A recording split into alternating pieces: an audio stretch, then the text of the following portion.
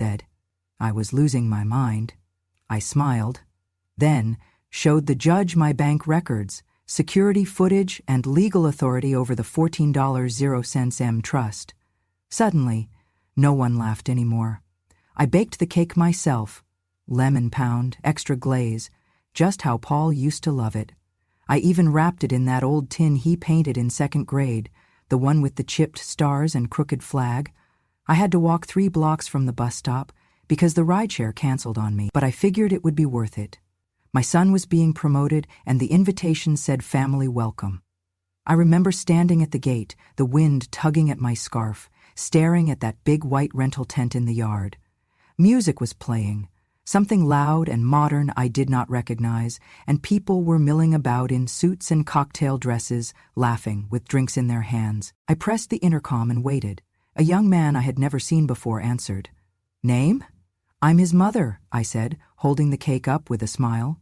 He looked over his shoulder, spoke into a headset, then turned back to me. "Sorry, ma'am, you're not on the guest list." "I'm family," I repeated gently. "Paul is my son." He blinked. "I was told not to let in any surprises. Please wait." He left me standing at the gate for 7 minutes. I know, because I watched the second hand on my watch tick. The same watch Paul gave me for my 60th birthday. When the gate finally buzzed open, I stepped in with careful dignity. My knees do not like the cold anymore. The tent was filled with people I did not recognize. I saw Paul near the front, tall, proud, gesturing to a slideshow about his vision for real estate development in Georgia. I waited by the back, holding the cake like it was a baby. I did not want to interrupt. Then Gwyneth spotted me. She was wearing a red-sheath dress that cost more than my pension. Her face curled when she saw me. "What are you doing here?" she hissed, marching over with her wine glass half full. "Who let you in?" I opened my mouth, but she cut me off. "Do not say you're invited. You weren't. Paul and I agreed this is a professional celebration, not a pity party." I looked around. "But the invitation, that was sent to your old address by mistake." She rolled her eyes. "Jesus, are you still living there? I told Paul to cut that place loose months ago." I tried to hand her the cake. "I brought this." Gwyneth did not take it. She stepped back like it was poison. "Is that even refrigerated? Did you seriously bake something from your old kitchen and drag it across town like this is some potluck in 1984? "It's lemon pound," I said softly. "Paul used to love—" "Paul does not eat sugar anymore," she snapped. "Vince is on a cleanse. And he does not need this drama. You showing up uninvited with some homemade relic just proves what we have been saying." I felt the weight in my hands shift. Not just the cake. Everything. Then Paul noticed me. He paused mid-speech, his jaw tensed. "Mom?" I smiled. "Hi, darling, Can we talk outside?" he said quickly. "Now." He led me out of the tent, Gwyneth right behind us like a shadow. We were in the driveway when he turned to me. "Mom, you cannot do this." "Do what, Paul? I came to celebrate." "You came to cause a scene," he snapped. "We talked about this. Your memory's been slipping. You repeat the same story about 1998 over and over like it's new." "I remember plenty," I said. "I remember when you were 10, and I took 2 jobs to pay for your school trip. I remember the time I held your hand when you got stitches on your chin." He sighed, rubbing his temple. "This isn't about the past. You need help, Mom, real help, professional help." "Because I brought a cake?" "Because you keep showing up. To the office, to Gwyneth's meetings, telling people stories. You said the nurse stole your ring. There's no nurse, Mom. No one's stealing anything. You're paranoid. You're unwell." Gwyneth folded her arms. "You need supervision. You're not safe alone. You left the stove on last week. You called Paul. Richard. Who's Richard even?" "My brother," I whispered. "He died in 1949. "Exactly," she said, like she won the argument. "See?" Paul softened just enough to sound like a salesman. "We're looking at care homes. Good ones, with memory care. Clean, respectful. You'll have a suite, staff, no more stress." I stared at him. "So this is why you wanted me to sign those papers last week?" He blinked. "It's for your benefit." "No, Paul, it's for yours."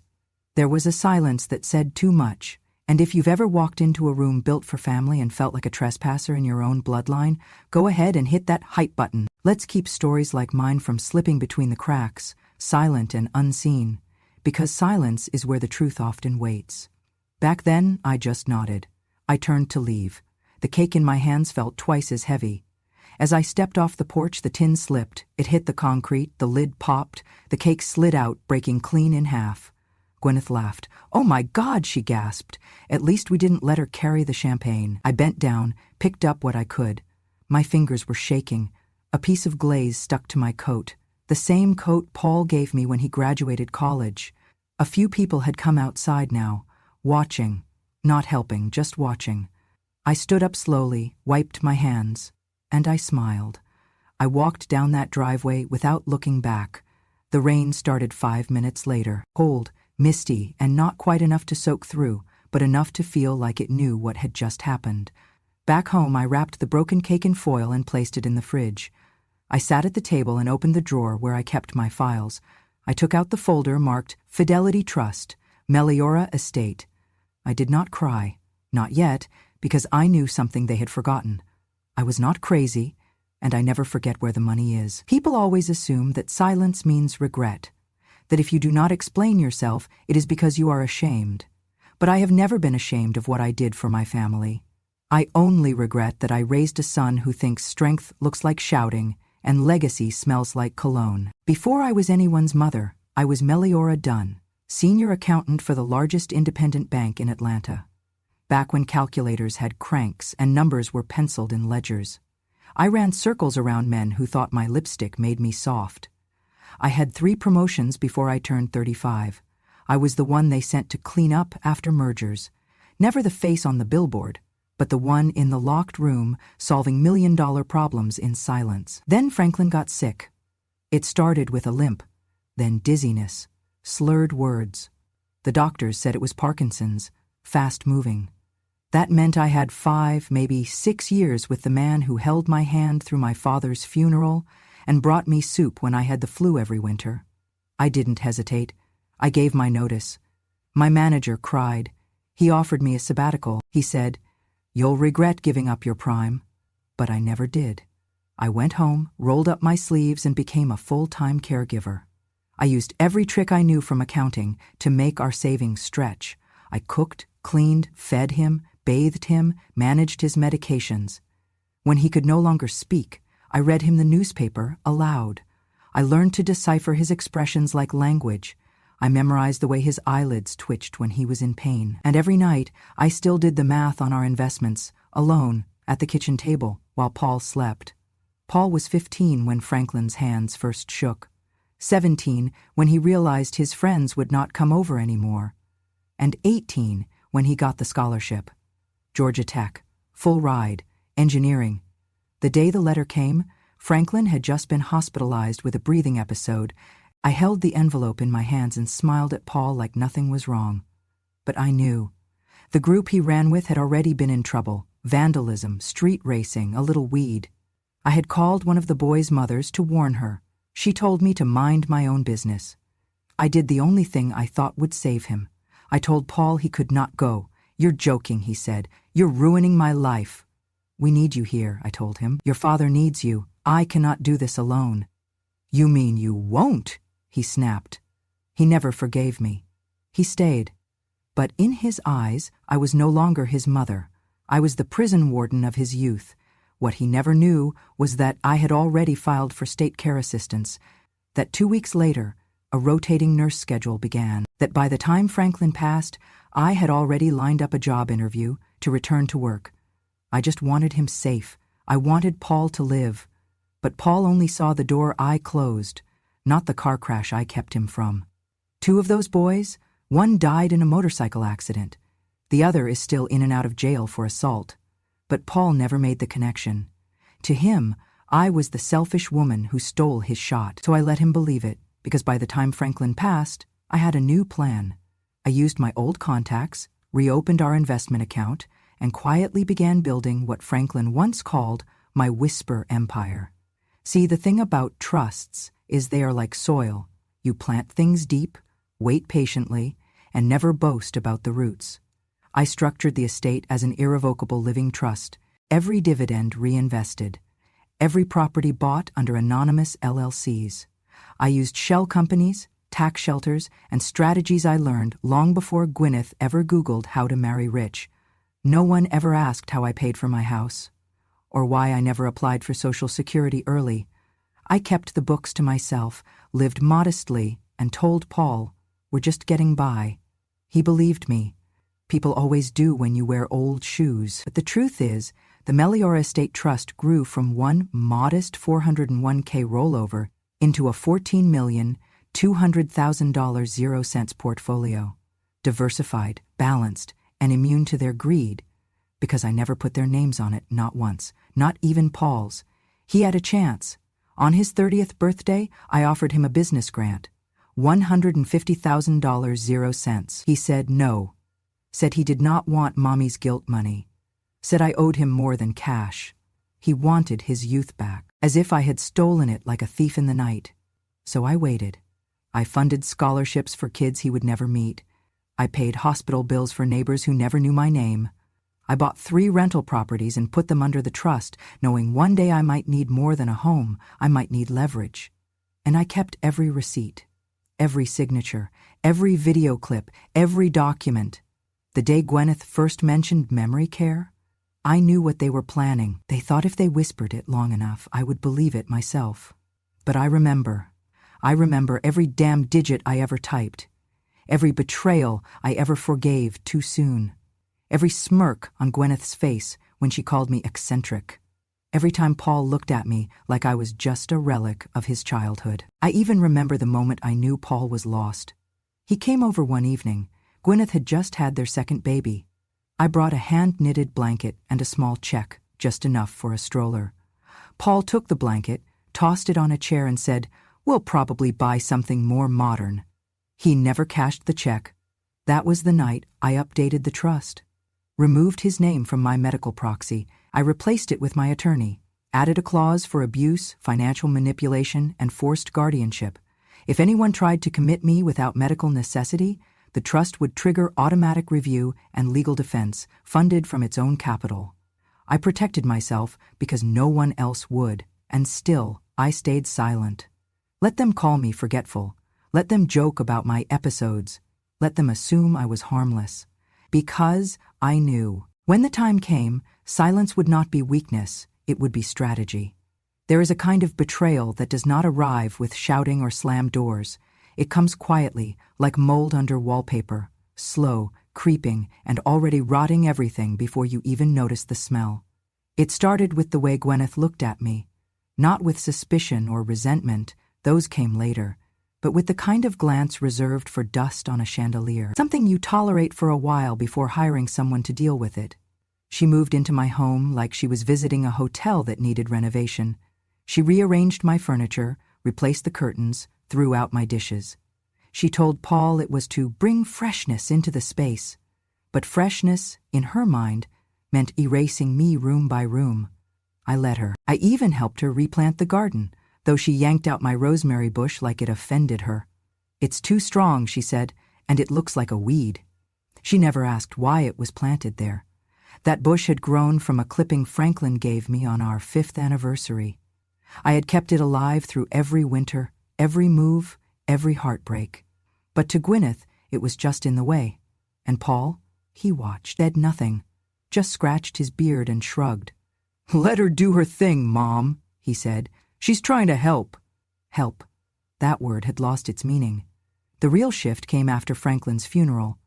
I moved back into the house alone, quiet, surrounded by memories. Paul insisted they come stay for a while to help with paperwork. I was grateful at first, thought maybe grief had softened him, but then, one night, I passed by the kitchen and heard them talking. "I swear she's losing it," Gwyneth whispered. "She called me Franklin yesterday, dead serious. She's mixing up names, wandering into rooms like she forgot why she walked in." "She does that a lot," Paul said. "She asked me how the twins were. We only have one kid." Gwyneth laughed. "She's a ticking time bomb, and I'm not changing diapers for the second generation." Silence. Then Paul said something I will never forget. "If we get her declared incompetent, everything shifts. We can manage the estate, the house, the trust, what's left of it. What about legal guardianship? Gwyneth asked. There are ways. I know a guy, quiet, efficient. I remember stepping back from the doorway, holding onto the wall, my heart thudding like a drum. Not because I was surprised, but because some part of me had been waiting for this moment for years. That was the first night I locked my bedroom door. After that, the pressure began in earnest. Gwyneth started correcting me in front of the baby. No, Meliora, it's not nap time yet. You're confusing things again. Paul began leaving articles on dementia around the house. Printouts, pamphlets, highlighted sentences. One morning, I found a calendar by the fridge with notes scribbled. Mom forgot appointment. Mom left water running. Mom repeated story. I had done none of those things, but I understood what they were building. A paper trail of madness. And when I confronted Paul, he said the one thing that finally cracked the dam. You are the reason my life went to hell, he hissed. You kept me from college, from my future, and now you hang around my neck like a bad debt.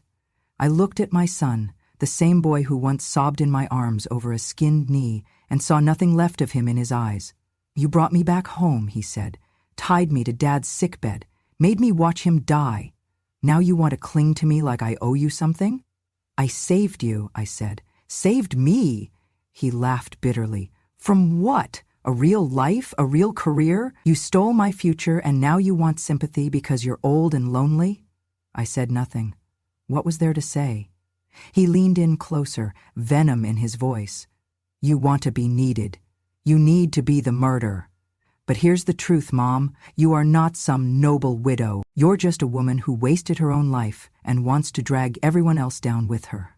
That night, I packed my important papers into a fireproof box. I added new locks to my desk. I called my lawyer and updated my healthcare proxy.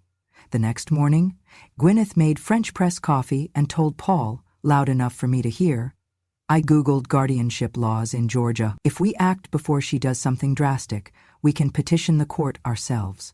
Paul replied, we just need a doctor to sign off. I can talk to that neurologist from the fundraiser. He owes me. They did not even lower their voices anymore. Later that week, I walked into the kitchen to find Gwyneth on the phone. She's still here, she said. Barely. I mean, she forgets the dog's name. She wears the same cardigan 3 days in a row. She's fading. Paul and I are looking into placements. Then, spotting me in the doorway, she said with a tight smile, Morning. Would you like some tea? I nodded. Sat down. Waited. She poured the tea, then added, You know, Meliora, there are some lovely communities these days. Not like the old homes. They have theaters, salons, even wine nights. I see, I said, sipping. She reached across the table, placing her manicured hand over mine. We just want what's best for you, and honestly, you deserve peace. I looked at her hand, then her face. You want me dead, I said calmly. She froze. Not exactly, she said, withdrawing her hand. We just want you secure. That night, I installed a motion camera in my room. I moved the trust documents to a safety deposit box. I gave power of attorney to my lawyer and cut Paul out of all financial permissions. And I waited for them to make the first official move, because once they did, I could respond. Legally, precisely, without emotion. I was not crazy, but I was done pretending not to see. They thought they were building a case. What they did not realize was that I had already written the final chapter, and I had signed it in ink they would never understand. I should have known better than to bring that cake again, but I thought maybe, just maybe, Paul would remember. Lemon pound, extra glaze, the kind I made every birthday until he left home. I had even found the old blue tin, the one he painted in Sunday school, chipped and rusty around the edges. I scrubbed it gently with a toothbrush and wrapped it with gold ribbon. I told myself it was tradition. That family had long memories. I was wrong. The party was in full swing when I arrived. The tent was bigger this time, spanning the entire backyard. The lighting was elegant, draped like stars overhead, and a string quartet played jazz versions of pop songs I did not recognize. It was Paul's Investor Gala, the culmination of his latest project. A luxury condo tower in Buckhead. They called it Legacy Heights. an irony not lost on me. A valet took my coat and looked at the tin in my hands with confusion. Deliveries go around back. I'm not a delivery person, I said softly. I'm his mother, he apologized. I smiled. The smile I had learned to use when I wanted to disappear gracefully. I stepped inside the tent, and the air changed. Dozens of people in tailored suits and sequined dresses stood sipping champagne from coupes and nodding at renderings of skyscrapers on easels. On the main stage, a spotlight lit up the project's logo, flanked by gold-framed posters reading, "Vision, Value, Victory." Paul stood at the front, microphone in hand, shaking hands with city councilmen and developers. He did not see me right away, but Gwyneth did. She was near the drink table, dressed in something red and shimmering, laughing with a man who looked like he had never paid for his own haircut. Her eyes found me, and her entire face fell. Then she smiled, a tight, glossy thing with no warmth behind it, and began her walk across the tent like a model in a courtroom. "Oh," she said, her voice just loud enough to draw attention. "Lovely. You came." "I brought something for Paul," I said. "He always liked—" Before I could finish, she gestured at the tin. "Is that a cake?" "Yes." "A lemon pound." She turned slightly, making sure others nearby could hear. "From your kitchen?" I nodded. She laughed. "Paul is on keto." A few people glanced over. I felt the weight of their eyes. "I just thought—" "Well," she said, tilting her head, "that was a thought." I stood there, clutching the tin, willing myself to breathe slowly. In through the nose, out through the— Then she reached for the cake. "I'll just take this back to the staff. Maybe someone in catering can—" But her fingers caught the ribbon wrong. The tin slipped. It hit the floor with a metallic clang. The lid popped. The cake, soft, golden, glazed to shine, tumbled out onto the carpet.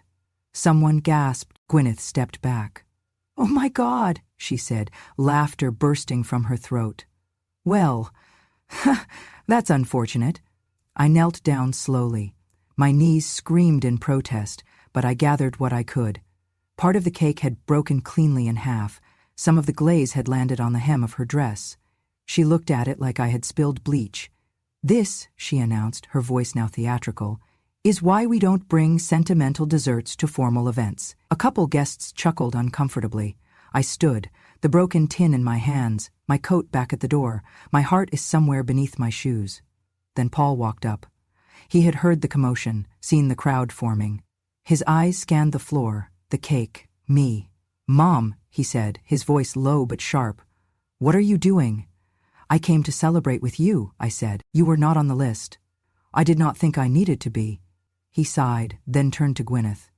"Can someone get this cleaned up?" Gwyneth gestured to a waiter, who rushed forward with napkins and a dustpan. Paul turned back to me. "You need to stop this." "Stop what?" "Showing up, making scenes, acting like things are normal." "I just brought a cake." "No, Mom, you brought an incident. You do not belong here anymore." The words hit harder than I expected. I stared at him. "You're my son." He nodded, as if agreeing to a transaction. "Yes, which is why I've already arranged care for you. There's a facility in Marietta, full-time, memory finkered. You'll have a room, staff, meals, structure." I blinked. "You're sending me to a home?" "It's not a home," Gwyneth interjected. "It's a center, with programs, supervision, doors that lock." I looked back at Paul. "You think I'm crazy?" "I think you're a liability," he said plainly. "And you need help." My mouth went dry. "You've already signed the papers, haven't you?" He nodded. "There's a room ready for you on Monday." The tent had gone quiet. No one moved. No one interrupted. I stepped back. One foot, then another. My heel caught on the edge of the carpet and I stumbled. No one caught me, and as I steadied myself, Gwyneth gave me that same cold, gleaming smile and said, "You should thank us. Not everyone's parents get this kind of golden exit." A few feet away, someone raised their phone.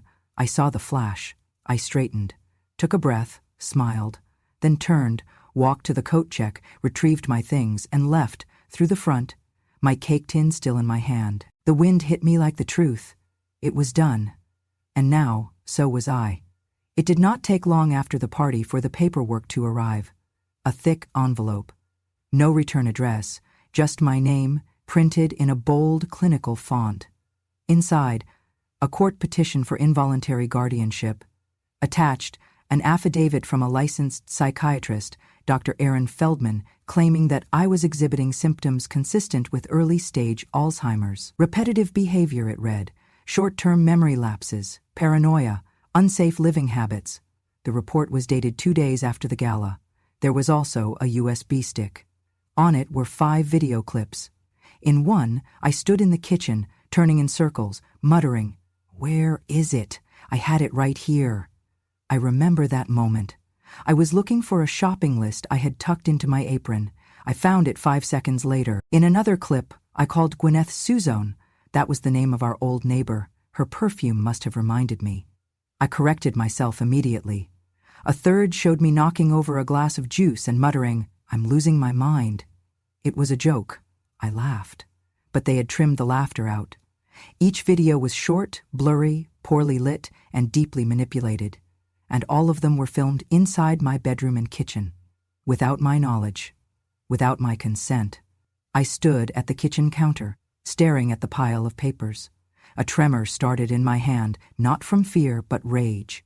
They had installed cameras in my home, while pretending to care for me, while pouring my tea, while asking if I slept well. They had recorded me, spied on me, built a false narrative to hand to a judge like a tray of poisoned cookies. I picked up the USB, snapped it in half, and dropped the pieces in the trash. Then I picked up the phone and called Eleanor. We had not spoken in 3 years, not since her husband passed. She had been my assistant once, back in my banking days, sharp, driven, discreet. I helped her get into law school when she was 29 and already raising 2 kids. Now she was a partner at one of the best elder law firms in the state. She picked up on the 3rd ring. "Meliora," she said, "are you all right?" "No," I replied. "But I will be. I need your help, and I need you to move quietly." The next day, Eleanor came to my house with her briefcase and a fire in her eyes. She wore no makeup, no jewelry. She looked like war. We sat at my kitchen table, my real one, not the polished dining set Gwyneth had bought, and went through everything. The petition, the doctor's report, the video files I had backed up on my own before destroying the USB, the copy of the household internet network logs Eleanor pulled up from her phone, proof that hidden cameras had been streaming to a cloud account. "I can file a cease and desist," she said, "but that will tip your hand." "I want to tip it," I said, "just enough. Let them think I'm scared. Let them think I'll run. Then we dig deeper." She smiled. "I forgot how dangerous you were." 2 days later, Eleanor called me. "I have something." She had subpoenaed records under emergency discovery. What she found made my stomach turn. Paul had paid Dr. Feldman a consulting fee of $8,000, 0 cents, through a shell LLC he formed 6 months earlier. The company was registered to a mailbox in Alpharetta. It had no website, no employees, and no tax ID. Just one purpose: to create a trail of legitimacy around his concern for my well-being. Worse still, he had already begun the process of transferring my property. He had scheduled a meeting with a real estate attorney for the following week. In the email, he wrote, "Once we get the guardianship hearing out of the way, I'll have full control. Let's move fast after that. My wife's cousin wants the house." I sat in silence, holding the printed copy of that email. Then Eleanor said, "There's more." She opened her phone and played an audio recording. It was Paul's voice, muffled, a little tinny, but unmistakably him. "She's halfway gone already, just waiting on the paperwork now. Once she's in the facility, I'll sign over everything. House, trust access, medical proxy, the whole package. Gwyneth's already picking out paint colors." A pause. Then, "She thinks she's clever, but she's just old. They always slow down before the end."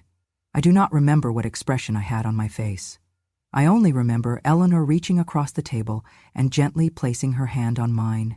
"You do not have to fight alone," she said. But I smiled.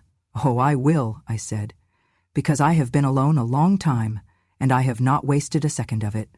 That night, I opened the trust binder, every page in place, every clause updated. I flipped to the section I had written 5 years ago, the one titled Abuse Protocols. It included video admissibility rules, medical guardian overrides, and financial lockdown measures that would trigger if fraud or manipulation was detected.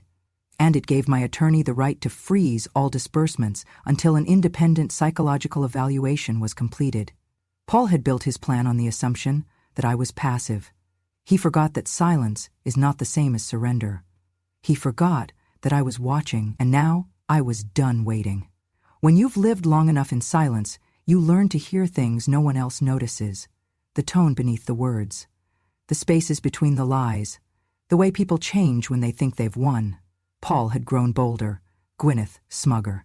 They moved through the house like royalty now, flipping through catalogs, making calls in the open. She even brought over her cousin twice to measure for curtains.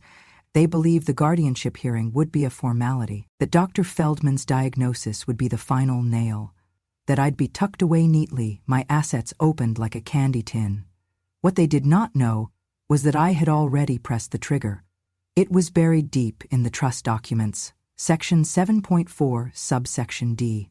A clause I added years ago after watching a documentary about elder fraud. I called it the reverse safeguard, a trapdoor for traitors.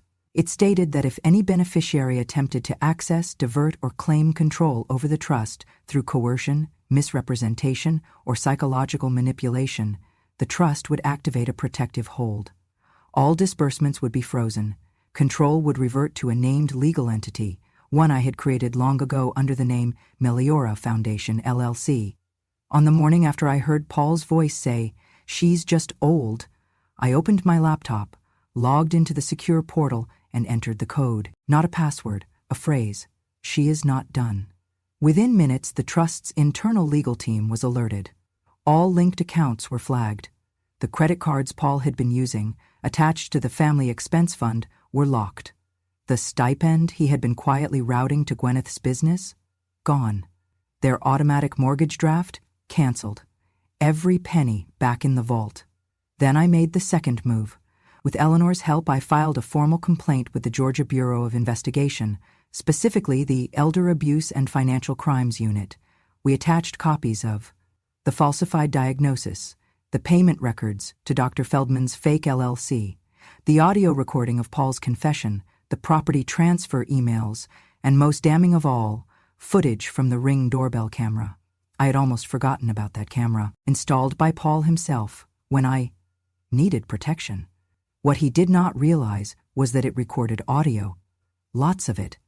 There was footage of Paul on the front porch, speaking on the phone late at night. "Yeah, she's still in there. Harmless as ever. Once the judge signs off, I'll get the deed switched. You know how probate works. It'll be smoother if she's in care." In another clip, Gwyneth told a delivery man, "We're moving in soon. It's just a formality at this point." But perhaps the most disgusting was the footage of Paul coaching the baby, my grandchild, to say, "Nana is silly now." He laughed afterward, proud of himself. Gwyneth did too. We sent it all. Eleanor arranged it perfectly. One package to the GBI, one to the court clerk, and one directly to the judge presiding over the guardianship case. We included a private medical evaluation from a state-certified neuropsychologist confirming I had no cognitive impairment. And then we waited. For 2 days, silence. Gwyneth walked around humming. Paul made jokes about the big move at dinner. On the third day, the first call came. From the trust manager. "Mrs. Dunn, per activation of Clause 7.4D, we have initiated the freeze. All distributions and secondary accounts have been suspended. Are you authorizing Phase 2? "Yes," I said. "Trigger full review," he hesitated. "Just confirming you are aware this may result in permanent removal of named beneficiaries." "I'm not removing them," I replied. They removed themselves. Next came the knock on the door. 2 agents from the Elder Abuse Unit. They arrived early in the morning while Gwyneth was in yoga pants making coffee. Paul came down the stairs and tried to joke, "Hope you boys brought a warrant." They had. The agents asked to see me, privately. We spoke in the sunroom. I gave them everything. Every document, every photo, every timeline, every whispered sentence I had pretended not to hear. They nodded, took notes, recorded everything, and when they left, they handed me a small white envelope. "Temporary protective order," one of them said. "If they try to move against you again, financially, physically, legally, you call us." I nodded. My hands did not tremble. That evening, Paul tried to log into the trust portal. He couldn't. Then the credit card declined. Then the lawyer for the house deal called to cancel the meeting. He'd received notice of pending investigation and did not want to be involved. By dinner, Gwyneth was pacing the kitchen. "What the hell is happening?" she snapped. Paul looked at me. "You did this." I took a bite of my soup. "I activated the clause," I said, "the one you never read." "What clause?" he shouted. "The one that protects me from you." He laughed, but there was no sound in it. "You think you're clever? This will not stick. You're old. You're alone." I smiled. "No, Paul. You're the one who's alone. You just don't know it yet." The next day, their bank accounts were subpoenaed. The following Monday, Paul was served with notice of legal action for financial fraud and elder manipulation. And Gwyneth? She was named in the conspiracy. Her design studio accounts showed incoming transfers from my trust labeled consulting fees for projects that never existed. They stopped speaking to me after that. But I was not looking for conversation.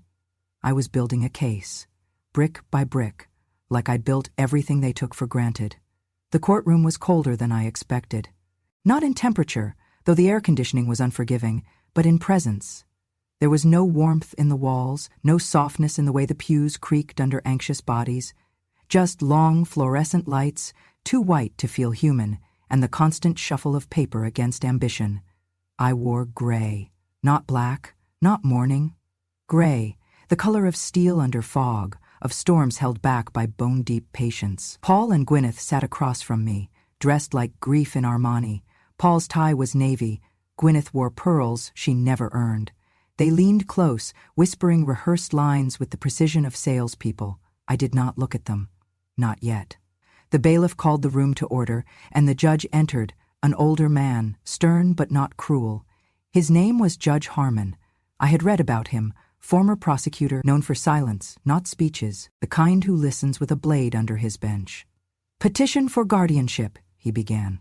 "Filed by Mr. Paul Dunn, citing cognitive decline in Ms. Meliora Dunn. We'll begin with statements." Paul rose. He played his role well. "Your Honor," he began, his voice trembling just enough, "this has been the hardest decision of my life. My mother, she was my hero, but over the past year we've seen signs, forgetting names, getting lost in the grocery store, paranoia. We just want to keep her safe." He sniffled, looked down, clenched the lectern like it held him together. "Putting her in care isn't about punishment. It's about love, about protecting her from herself." He stepped back. Gwyneth took his place. "Meliora was once sharp, brilliant, but she's not that woman anymore. She forgets to eat. She leaves the stove on. She's isolated, confused. We've tried everything, therapy, assistance, home visits. This is the last resort." She turned, locking eyes with the judge. "And honestly, I fear she's being taken advantage of. There are people in her life who may be manipulating her." I raised an eyebrow. Interesting tactic. Judge Harmon nodded slowly. "And your response, Ms. Dunn?" I stood, walked calmly to the center. My knees did not shake. "Your Honor," I said, my voice steady as a gavel, "what they've described is not a diagnosis. It's a fiction, a well-funded, well-practiced fiction, crafted by two people who thought I wouldn't notice the cameras they planted in my kitchen." There was a murmur in the gallery. "I have no intention of proving myself sane today," I continued, "because I already did, 3 weeks ago. Please refer to Exhibit A." Eleanor, seated behind me, rose and handed a folder to the clerk. Inside, the full neuropsychological report from Dr. May Lin, one of the state's top evaluators. It confirmed my mental acuity, memory, processing speed, and independence, all within normal range for my age. The judge flipped through the report silently. "Exhibit B," I said, a second folder. This one held the 1999 trust contract, sealed, notarized, with its original clause 7.4D highlighted in yellow. "And Exhibit C," I said, nodding to Eleanor. She pressed play on the small audio speaker set at the judge's desk. Paul's voice filled the courtroom. "She's halfway gone already, just waiting on the paperwork now. Once she's in the facility, I'll sign over everything. House, trust access, medical proxy, the whole package." A beat. "She thinks she's clever, but she's just old." Silence fell like a dropped chandelier. Paul's face drained. Gwyneth looked at the floor. I turned back to the judge. "This," I said, "is not about my mind. It's about my money. It's about a son who sees his mother not as a human being but as an obstacle." I paused. "I raised that boy. I cleaned his blood from my bathroom floor when he split his chin at 8. I fed him when his father could no longer hold a spoon, and I gave up my career so he could sleep while his father coughed through the night." I leaned slightly forward. "And this is how he repaid me." Judge Harmon said nothing for a long moment. Then he cleared his throat. "Mr. Dunn," he said, "do you have any response to these materials?" Paul stood, his voice cracked. "It was taken out of context. I was frustrated, scared. You were arranging a property transfer," the judge said, "without legal authority. I made a mistake." "Multiple," I added quietly. The judge turned to me. "Ms. Dunn, what would you like this court to do?" I looked at him squarely. "I'd like to retain all rights and responsibilities over my person and estate." He nodded. "Granted. And I'd like this petition dismissed with prejudice." "Granted." He paused. "Anything else?" I took a breath, then smiled. "I'd like to keep my silence. And everything that comes with it." Judge Harmon closed the folder and leaned back. "Well said, Ms. Dunn." Case dismissed. 6 months passed like fog clearing from a battlefield. At that time, I did not visit the courtroom again. I did not make speeches. I did not gloat. I let the paperwork do the talking. The trust remained frozen until a full financial audit cleared me of all incompetence and exposed Paul and Gwyneth's coordinated fraud.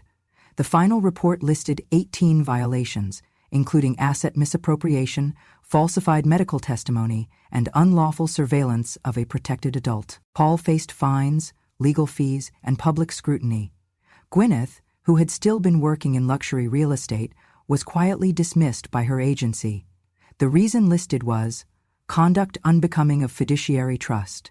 In other words, no one wanted a broker who tried to steal her mother-in-law's house. But the real blow came weeks later. The house they once called theirs, my house, was seized and listed for auction. The same 4-bedroom with the white shutters and the crepe myrtle trees I planted after Franklin passed. The house I had cleaned for decades, the house Paul wanted to strip from my name with a forged signature and a fake doctor's note. They tried to fight it, but their accounts were frozen, their legal standing gone, and no bank would touch them. The house went up for auction on a Thursday morning. A quiet listing, attended only by a few investors and the court representative. The winning bid came from an LLC called M&D Properties. The paperwork was pristine, the wire transfers immediately. They never saw my name, but I saw theirs. On the rental application. Because 1 month later, Paul and Gwyneth returned to the house, not as owners, but as tenants. They had tried to find another place, but no landlord in town wanted the attention that came with their scandal. And when your life has burned down in the middle of a recession, you learn to take what you can get. I did not raise the rent to punish them. I raised it because the market demanded it, and because I could. The lease was signed without protest. Gwyneth scowled when she saw the monthly amount. Paul muttered something about blood money. I said nothing. I had arranged for Eleanor to manage the property through a neutral intermediary. They still had no idea who owned it. Until 6 months later. I arrived unannounced. Not through the back, not with a cake, but through the front door, knocking gently, then waiting. Paul opened it. The blood drained from his face so fast I thought he might faint. "Mom," he said. I stepped inside without asking. The living room was smaller than I remembered, the furniture cheaper. The walls repainted in shades of apology. I handed him an envelope. "Rent is due today," I said calmly, "and there's a late fee clause in Section 12B. He opened the envelope. Inside, the rental invoice. Tripled from what they paid 6 years ago when they first moved in under my roof. "And one more thing," I added, walking toward the kitchen. I stopped by the tile, just beneath the pantry door, the spot where, once upon a time, my cake had fallen, where Gwyneth had laughed and said, "Why? That's why she doesn't belong in nice places." I tapped the floor with my cane. "You missed a spot. You should really scrub that tile better," I said. "After all, I did drop something sticky here once." Paul stood frozen. I turned to leave, but in the hallway I heard a small voice. "Grandma?" It was their daughter. My granddaughter, She was 5 now. Her eyes were big and quiet, like Paul's once were. I knelt slowly. "Yes, sweet pea?" She handed me a drawing, crayons on printer paper, a house with flowers, a woman in gray, a tiny cake. "It's you," she said. "Daddy says you're bad, but I don't think so." I took the paper, folded it gently, and kissed her head. "Thank you," I whispered. "You're a very smart girl." Then I stood and walked away. 3 days later, I finalized the scholarship. It was named the Legacy of Quiet Hands Award, given annually to women from underserved communities pursuing a degree in finance. The first recipient, a young housekeeper named Ana Morales. She had once cleaned for Gwyneth and been fired after Gwyneth said, "Only a blind girl would think this place is worth working in." Anna had been saving for night school. Now she would not have to. When I told her about the scholarship, she cried into her apron and said, "I did not think anyone saw me." "I did," I said. "I always see the quiet ones." I made no announcement, no press release, just one line in my trust ledger. Justice rendered in full, quietly, completely, forever. And that is how you win without shouting. That is how a woman keeps her silence and everything that comes with it. If you're still here, then you know now, revenge doesn't always come in fire. Sometimes it comes in silence, in paperwork, in truth, and in showing up at the front door just to collect the rent. My name is Meliora. I was the quiet one in the room, the one they thought had forgotten, the one they thought they could bury in paperwork and pity. But I remembered everything. If stories like mine mean something to you, if they remind you that wisdom doesn't shout, it remembers, then don't go just yet. Subscribe to Grandma True Stories. There are more stories to tell, and I promise you, some of them are even quieter and even sharper.